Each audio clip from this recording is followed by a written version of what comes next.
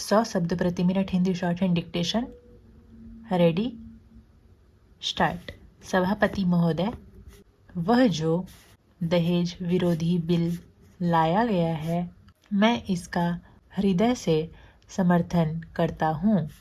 यह एक बहुत ही अहम मसला है जो आज सारे देश में फैला हुआ है और लगातार बढ़ता ही जा रहा है। मैं समझता हूँ कि आज सारे देश में इस दहेज के कारण जो हजारों महिलाएं मर रही हैं, कोई आग लगाकर मर जाती है तो कोई दूसरी तरह से। दहेज एक ऐसी मांग है जिसको लेकर निर्दोष महिलाओं पर दबाव डाला जाता है, जिससे वे संकटग्रस्त हो जाती हैं और उन्हें बेमौत मरना पड़ता है। इसी कारण से मैं दहेज प्रथा पर रोक लगाने की बात पर समर्थन करता हूँ।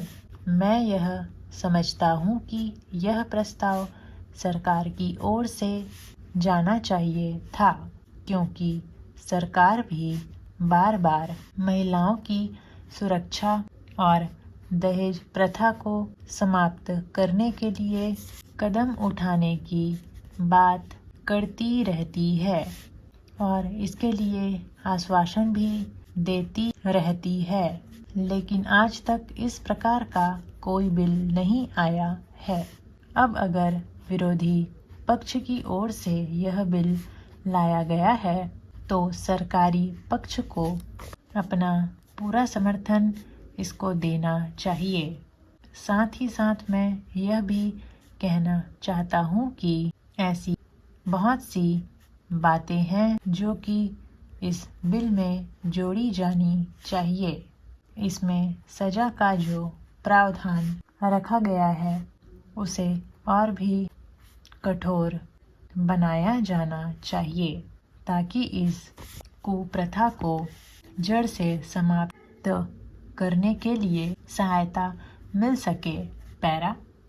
सभापति महोदय, हमारे विधि मंत्री महोदय ने आज इस सदन के समक्ष जो विधेयक पेश किया है उसकी ओर न केवल इस सदन के सदस्यों का बल्कि भारत के निवासियों का ध्यान भी आकर्षित हुआ है। बहुत सी समस्याएं ऐसी होती हैं जो हमारे देश के ऊपरी वातावरण से संबंध रखती हैं।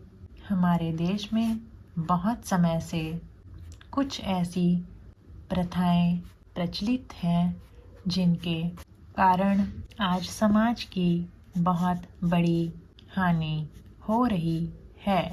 इन प्रथा में दहेज प्रथा भी अपना एक स्थान रखती है।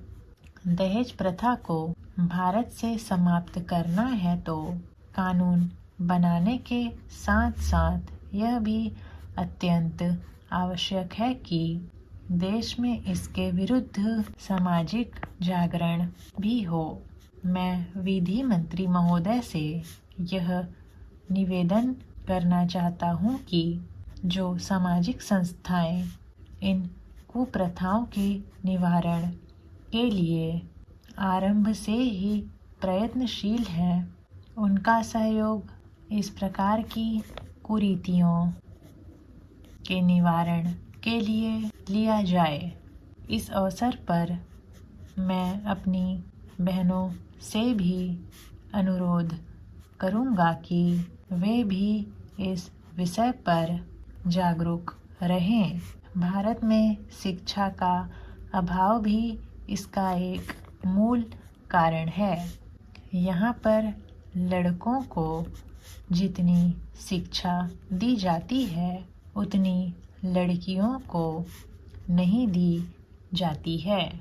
यद्यपि इस विषय में समाज में कुछ जागृति आने लगी है, लेकिन फिर भी लड़कियों को उतनी ही शिक्षा दी जाती है कि वह विवाह के बाद अपने पति का घर संभाल सके। स्टॉप। तो ये था छोटा सा डिक्टेशन। उम्मीद है आपने लिख लिया होगा। अगर नहीं लिख पाए हैं तो इसका अभ्यास बार बार कर सकते हैं। Thanks for watching.